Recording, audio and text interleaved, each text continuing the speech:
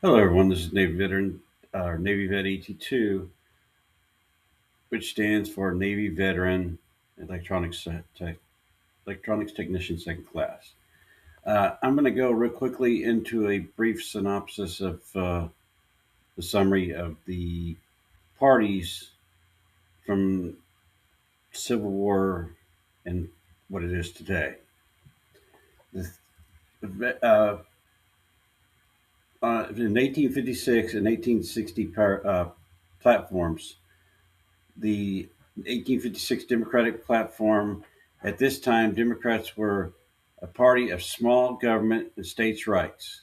They strictly opposed federal spending on internal improvements like roads and bridges, and argued that the federal government had no power to interfere with slavery in the United States. They championed the popular sovereignty, allowing territories to decide on slavery themselves. An 1860 Republican Party platform, the newly formed Republican Party was a party of federal power and modernization. They argued that all men are created equal and used federal authority to stop expansion of slavery territories. They also reported massive federal projects like Pacific Railroad and Homestead Act, which uses government resources to develop the West. And we go to modern times. The parties today, the role of the government is favors the robust Democratic Party favors the robust federal government to regulate economy and provide social safety nets.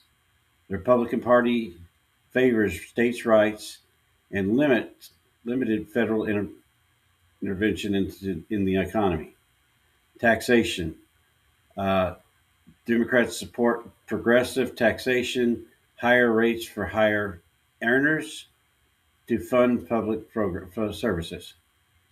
The Republican Party support tax cuts and deregulation to stimulate private sector growth. Infrastructure. The Democratic Party supports massive federal investments in green energy and public works and the environment and the interior, which means there are roads and all that. Republicans, often skeptical of federal mandates, favor private sector led development. The, this is the Republicans want the people to regulate their own government, their own system. They want to regulate their own business, saying that they know what they're doing, so let them do it. The reason that we started the programs of safeties and all that for those companies is because they don't take people's safeties into consideration.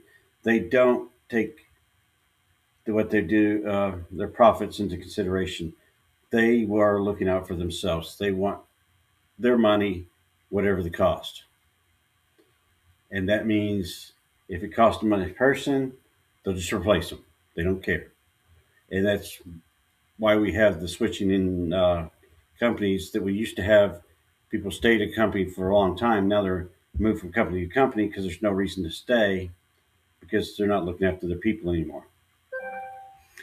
Social issues support federal. The Democrats support federal protections for civil rights, LGBTQ plus rights, and reproductive access. The Republican Party often advocates for these issues to be decided at the state level. Example: the post Rose stance. Uh, they're saying, okay, you states can decide what they're doing. The reason that the Democrats have said, well, we need to make a general law and general regulations from the federal standpoint is because that is the baseline. Because the states, when left up to their own, we had the Jim Crow law. We have what they're pushing now of women don't have the right to body autonomy in certain states. They don't have true equal rights in some states. Whereas a man could go to any doctor and do whatever he wants. Uh, Up until the 70s and 80s, a woman couldn't go to get a count. And that is more in depth I can go into later, but that's the progression through time, which made the switch. The party switch. The switch did not happen overnight. It gradually realigned, driven by two major in era defining shifts. The 1930 economic shift during the Great Depression, Democratic President Franklin Delano Roosevelt, the New Deal. He started the New Deal, transformed the Democrats into a party of big government and federal intervention. This began to pull the urban workers and black voters who would have been loyal to the GOP since Lincoln into the Democratic fold. And yeah, that's in the 1960s civil rights shift. This was the final stop when Democratic President Lyndon B. Johnson signed the Civil Rights Act of 1964. He famously predicted he had lost the South for generations. Southern whites who had been Dixiecrats, conservative Democrats, felt betrayed and moved to the Republican Party. That was a move over to that. And that was started in the Civil Rights era. The Southern strategy in the 1960s and 70s, Republicans like Richard Nixon used the Southern strategy to appear to these former Democrats by emphasizing law and order and states' rights, effectively completing the swap of the party's geographic and ideological basis. And that's pretty rich considering Richard Nixon, Law and Order, Watergate. Anybody? Uh, how does the U.S. compare to the rest of the world? In the global context, the entire American political spectrum is shifted significantly to the right. The Democratic Party on the world stage, especially in Europe, the U.S. Democrats Party is often viewed as a central or centers or center right party. Their policies were their policies on healthcare, private insurance based, and the economy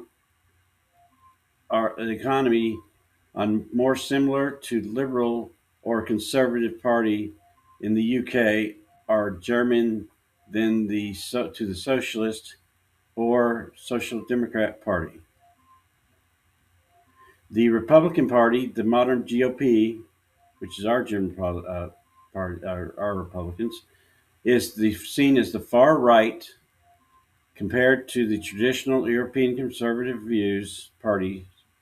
The Republican focus on religious influence and politics, absolute gun control or gun rights, absolute gun rights, and the rejection of universal health care is considered extreme by standards of most other developed democracies. So you have and then the two-party system. Most of the world uses proportional representation, where many small parties, Green, Labor, Nationalist, must form a coalition because the U.S. uses a winner-take-all system. The two-party act as big tents that house many different factions that would be separate in parties in Europe. And that's our downfall right now. Is we have Republican and Democrats are the only two parties that's going to really be in power, as shown by our House and our Senate in federal. That's the issue.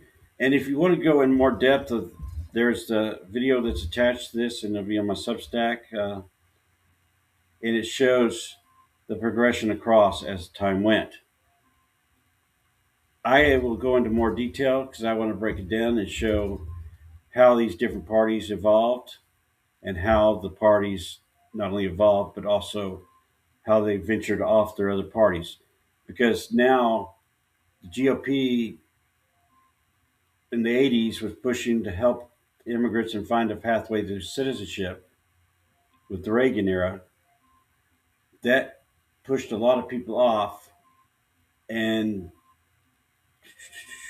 I forget which race it was, but the Democrats won after that.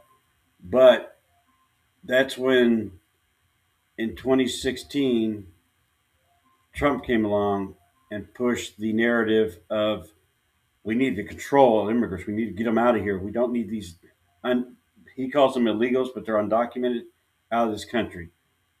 The thing you need to remember is undocumented includes asylum seekers, and I'm going to go into that details later because there's some issues on that. But yeah, that's what you need to look at is the way that progressed over time. Thank you for listening. Thank you for taking the time out of your schedule to watch my video. Like, share, follow, subscribe. And please remember, you are loved no matter what you do.